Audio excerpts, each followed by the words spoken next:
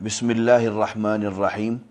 आप सब लोगों को मालूम है कि उत्तर प्रदेश समेत कई राज्यों में भारत के एसआईआर का अमल शुरू किया जा चुका है।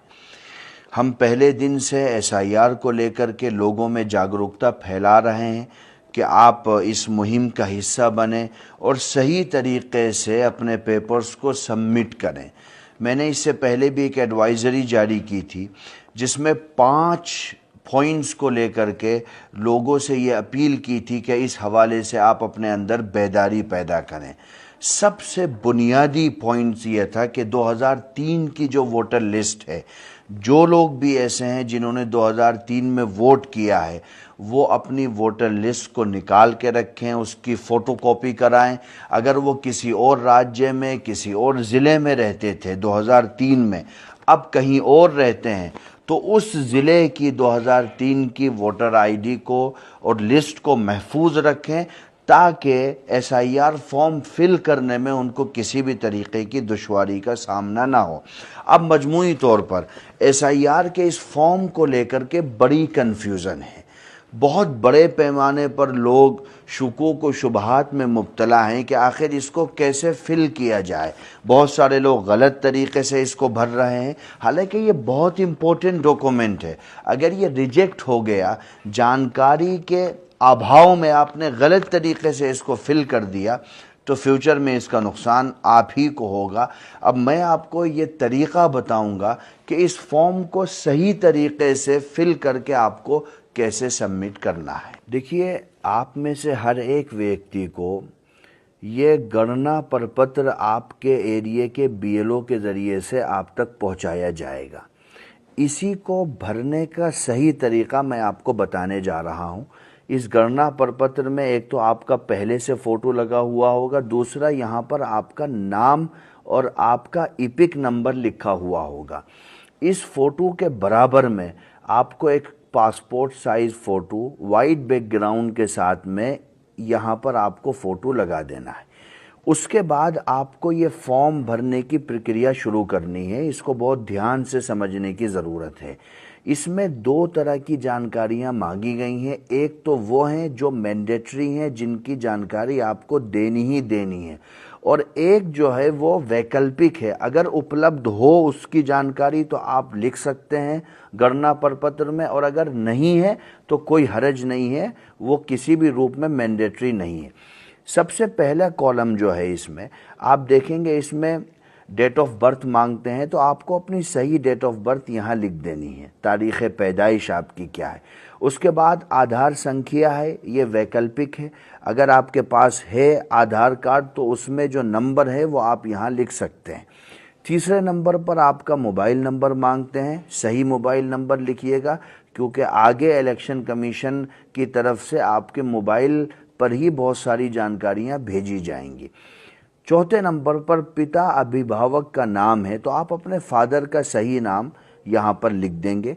उसके बाद अभिभावक का इपिक नंबर, ये भी मैंडेटरी नहीं है। अगर आपके फादर का इपिक नंबर है तो आप उसको यहाँ पर इपिक नंबर लिख सकते हैं, और आप अपने फादर का फॉर्म देखेंगे, ऐसे ही उनके नाम का और उनके फ़ोटो का जो गणना प्रपत्र होगा उस पर देखेंगे कि उनका इपिक नंबर आपको मिल जाएगा, तो आप वहाँ से कॉपी करके इपिक नंबर यहाँ लिख सकते हैं। उसके बाद मदर का नाम मांगते हैं, इसी तरीके से मदर का इपिक नंबर मांगते हैं, ये भी मैंडेटरी नहीं है।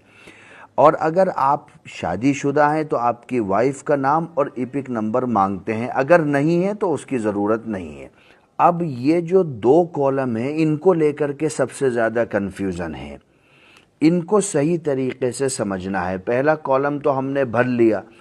अब सवाल ये है कि हम 2003 के वोटर हैं या 2003 के वोटर नहीं हैं।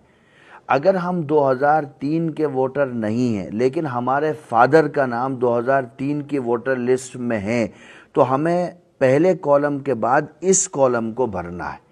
इस कॉलम से हमारा कोई ताल्लुक़ नहीं है। हम 2003 के वोटर नहीं हैं, हमारे फादर का नाम या मदर का नाम 2003 की वोटर लिस्ट में है, तो अब हमें ये वाला कॉलम भरना है। इस कॉलम की हेडिंग आप देखेंगे तो लिखा है कि पिछले कॉलम में दिए गए संबंधी का विवरण पिछले SIR के अनुसार दीजिए। तो हमने पिछले कॉलम में अपने अभिभावक और संबंधी के तौर पर अपने पिता का नाम लिखा था, तो अब हमें इस कॉलम में अपने पिता की डिटेल भरनी है 2003 के SIR के अकॉर्डिंग। मैं रिपीट कर रहा हूं इस जुमले को, डिटेल भरनी है पिछले SIR के अनुसार 2003 के। तो फादर का नाम 2003 की वोटर लिस्ट में जो था, अगर आज के आपके आधार के नाम से थोड़ा बहुत आगे पीछे भी था आपके फादर का नाम 2003 की वोटर लिस्ट में, आपको वही नाम यहाँ लिखना है। और इपिक संख्या अगर 2 हो गई हैं, बहुत से लोगों के साथ ये प्रॉब्लम है कि 2003 में इपिक संख्या दूसरी थी, अभी दूसरी है, तो यहाँ पर इपिक संख्या 2025 वाली नहीं लिखनी है, 2003 वाली लिखनी है।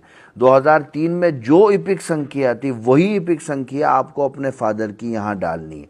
संबंधी का नाम, यहाँ पर आपके संबंधी के नाम के सामने आपके पिताजी का नाम आएगा, यानी आपके दादा का नाम आएगा। चूँकि संबंधी का नाम आपके पिताजी के फादर का नाम आएगा। उसके बाद संबंध, तो संबंध में पिता का संबंध आप दिखाएंगे, चूँकि आपके फादर और आपके दादा के दरमियान में जो संबंध है वो वालिद का और पिता का संबंध है। आपको अपना ज़िला लिखना होगा, राज्य का नाम लिखना होगा। अगर आप किसी और राज्य में 2003 के वोटर थे तो उस राज्य का नाम आपको लिखना होगा। आज जिस राज्य में है उस राज्य की डिटेल आपसे नहीं मांगी जा रही है।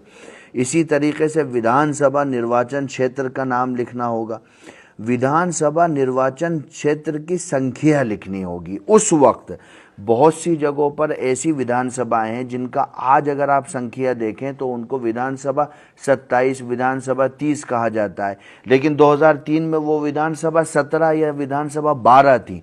तो आपको 2003 में वो कौन सी विधानसभा थी जिसमें आपके फादर ने वोट डाला था, उस विधानसभा की उस विधानसभा निर्वाचन क्षेत्र की संख्या को आपको लिखना है, आज की संख्या को नहीं लिखना है। इसी तरह भाग संख्या है, क्रम संख्या है, ये जो आपको लिस्ट मिलेगी 2003 की वोटर लिस्ट की, उसके पहले पेज पर ये भाग संख्या और जहां नाम होगा वहां क्रम संख्या आपको मिल जाएगी। ये तो उन लोगों के लिए कॉलम हुआ जिनका 2003 की वोटर लिस्ट में नाम नहीं है, मगर उनके फादर का नाम 2003 की वोटर लिस्ट में है, तो वो इस फॉर्म को इस तरीके से फिल करेंगे। पहले कॉलम को करेंगे, उसके बाद इस कॉलम को करेंगे, इससे उनका कोई संबंध नहीं होगा। अब दूसरे किस्म के वो लोग हैं जिनका नाम 2003 की वोटर लिस्ट में है, तो पहले तो वो इसी तरीके से पहले कॉलम को फिल करेंगे जो जानकारी मांगी है। उसके बाद इससे उनका कोई संबंध नहीं होगा, वो इस वाले कॉलम को फिल करेंगे। इस कॉलम की आप हेडिंग देखेंगे तो लिखा है कि पिछले SIR की मतदाता सूची में मतदाता का विवरण।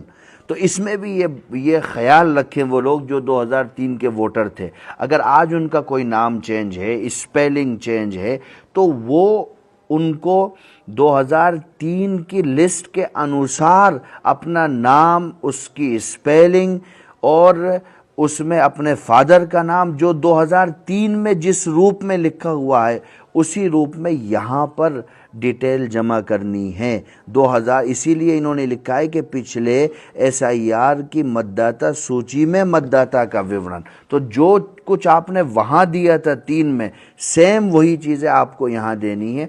निर्वाचक का नाम, आपका नाम जिस स्पेलिंग के साथ में जिस तरीके से लिखा था 2003 में, वैसे आज आधार में क्या लिखा है उससे मतलब नहीं है। आज आपकी स्पेलिंग क्या है आधार में, आपके पैन कार्ड में, उससे कोई मतलब नहीं। 3 की वोटर लिस्ट में जो है उससे मतलब है। लिहाजा आप इस बात का ख़ास ख्याल रखें कि 3 की जानकारी यहाँ भरें, निर्वाचक का नाम लिखें, इपिक संख्या लिखें। अगर आपकी इपिक संख्या आज की इपिक संख्या से मुख्तलिफ थी 3 में, तो 3 वाली इपिक संख्या ही यहाँ पर लिखें, आज वाली न लिखें। संबंधी का नाम आपके फादर का नाम आएगा, संबंध पिता का संबंध होगा, ज़िला लिखेंगे, राज्य का नाम लिखेंगे, और राज्य में मैं फिर रिपीट करता हूँ, जिस राज्य में थे 2003 में उसका नाम लिखेंगे, और विधानसभा निर्वाचन क्षेत्र लिखेंगे।